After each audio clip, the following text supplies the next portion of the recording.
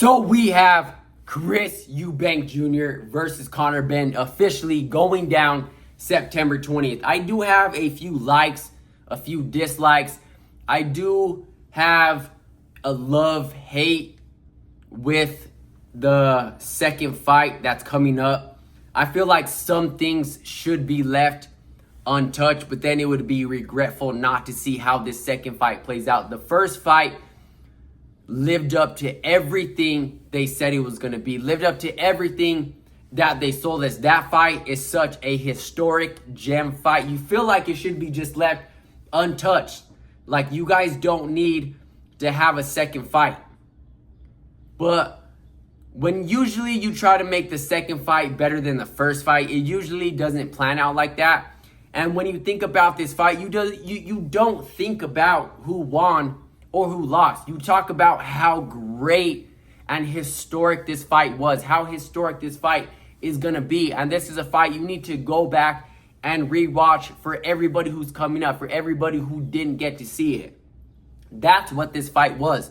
And usually it can bring the stock down if the second fight just doesn't play out how the first fight went. And I know they're trying to live up to what their dads did and had some great fights. Obviously, past my time, obviously I didn't get to see those fights, but when you go back and watch it, how I did, just like how other people are going to go back and watch Chris Eubank Jr. versus Conor Benn, those are some great fights. But is the second fight going to live up to the first fight? That is my concern, because like I said, you don't talk about who won and who lost this fight. Obviously, Conor Benn does. He wants to get his get back, and he feels like he won the first fight. And the first fight was so close that, like I said, there's still beef there.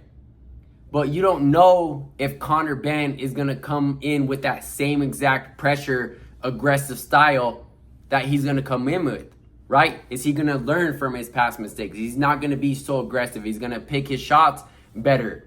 Is he not going to put as much pressure? Same thing with Chris Eubank Jr. He has the experience on his side. He has the ring hours on his side. He has the better resume. He's been in there with better fighters.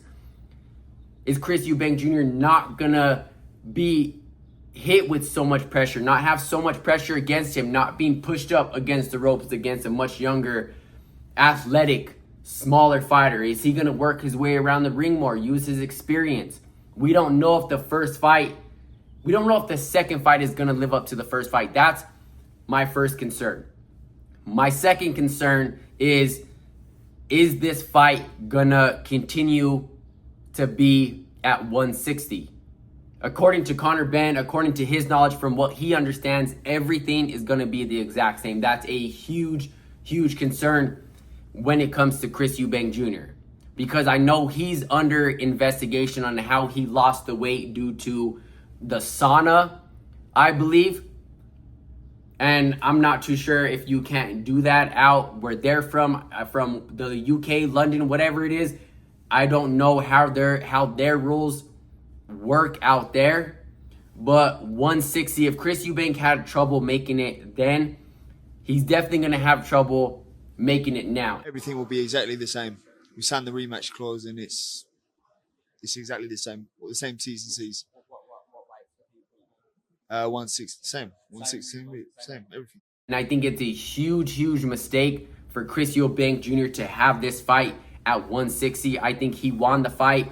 I think he should have a little bit more negotiations and favorite on his side due to him winning the fight, due to them needing him for this rematch, just like they need Conor Benn for this rematch. But then again, Conor Benn is a 147-pounder.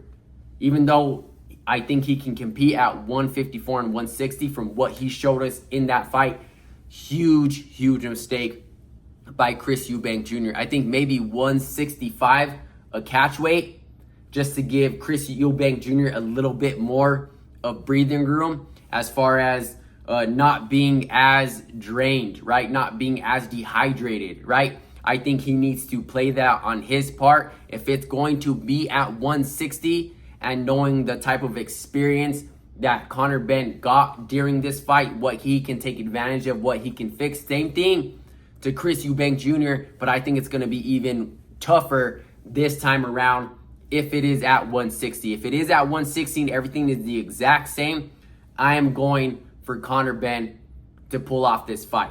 And I don't think Conor Benn is going to switch up his style. Obviously, he's going to learn from his mistakes, but I even think he's going to put more pressure, and he's even going to be much more aggressive, because I think there was times that both fighters could have possibly stopped each other or probably could have put each other on their asses. But if Conor Benn comes in with that style that he did in the first fight and even puts more pressure on and even be more aggressive, we have possibly a second better fight on our hands than we did the first one. Because when that style happened, Chris Eubank Jr. pressed forward as well. He was being aggressive. He was pressing forward. He was boxing. He was being more of the boxer, right? But I just don't want this second fight to not live up to the first fight. And everybody's like, damn, you know what? That didn't really live up to what we expected, because they really set the bar high. Like I said, probably the fight of the year. Let's not forget how great, how historic, what a gem that fight was. So those are my two concerns. Is this fight going to be as good as the first fight? Because most of the time, it's really not, in very, very rare cases.